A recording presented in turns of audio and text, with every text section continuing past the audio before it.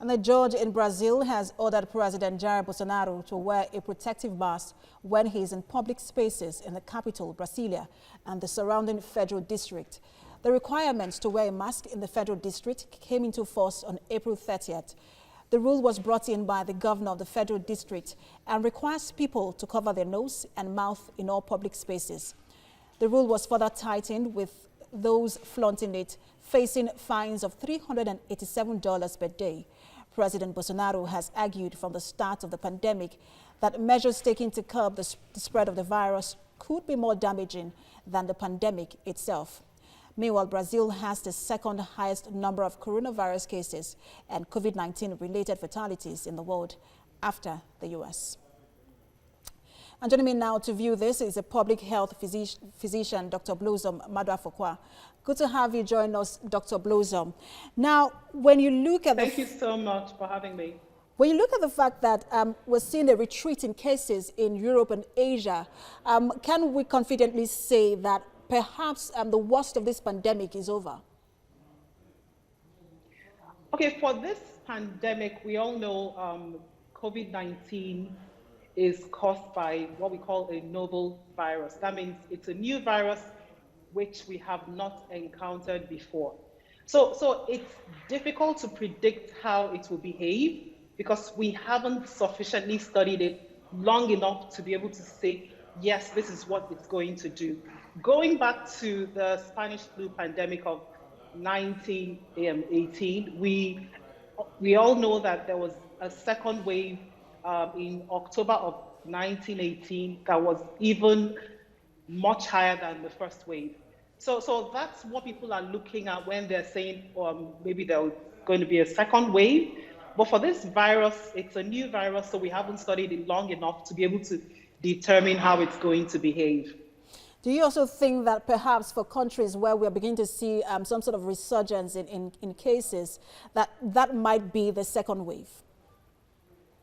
Okay, so to understand what a second wave is, you need to understand that for the first wave to have been considered over, you have to have very negligible numbers of people getting sick. So you're going to have like really, really low numbers. So if you look at sort of a graph plotting the number of cases you've had from the beginning of the epidemic to the end of it, you're going to see like a rise and a fall. So if you don't have that fall, you're not going to be able to say that the first wave is over. So a lot of what people are calling the second wave is actually still the first wave that is still ongoing. So we haven't even seen the worst of the first wave. Now, we know... Yeah, exactly. We've seen the impact of this first wave on the health sector, the aviation sector, education, just on almost every sector, and human lives as well. Absolutely. So how do we then begin to prepare in a way that will mitigate the impact of the second wave? Okay, so the second wave, so one thing we have to understand that for any epidemic or any pandemic to progress, there are three things that have to come, there are three factors that we have to consider, what we call an epidemiologic triad. So that will be the host, that will be us humans, the environment we live in, and the agent itself, which will be the virus that causes COVID-19. So the host behavior, which is us. So how do we social distance? That's where it actually comes in. The mandatory wearing of masks, how do we adhere to these protocols? Hand washing, using hand sanitizers. So that is where the host comes in. The environment, like the Spanish flu pandemic of 1918, what actually caused the second wave was the cooler months in October. It was the beginning of winter. But for this, the virus that causes COVID-19, we still haven't determined if the weather, whether it's cool or warmer, whether it has any effect on it. So basically, the most important thing we can do is human behavior. If you don't have to go out, you stay indoors. If you have to go out, always wear a face covering to protect others and to protect yourself.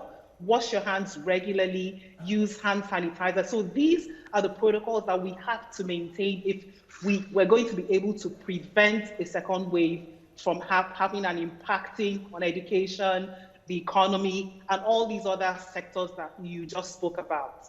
So you speak to individual responsibility in terms of staying at home, wearing your face mask, washing your hands. But what about government policies? For example, in Nigeria, we see that government is preparing to reopen the aviation sector.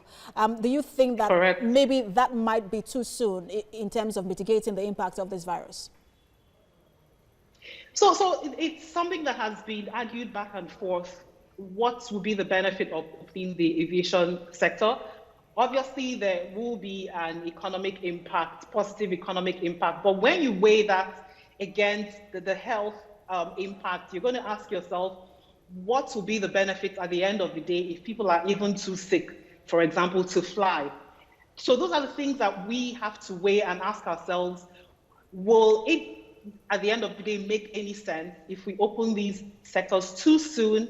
If we look at some of the countries that have opened too soon and seen the drastic rise in cases, is that something the health sector in Nigeria can accommodate? Do we have the capacity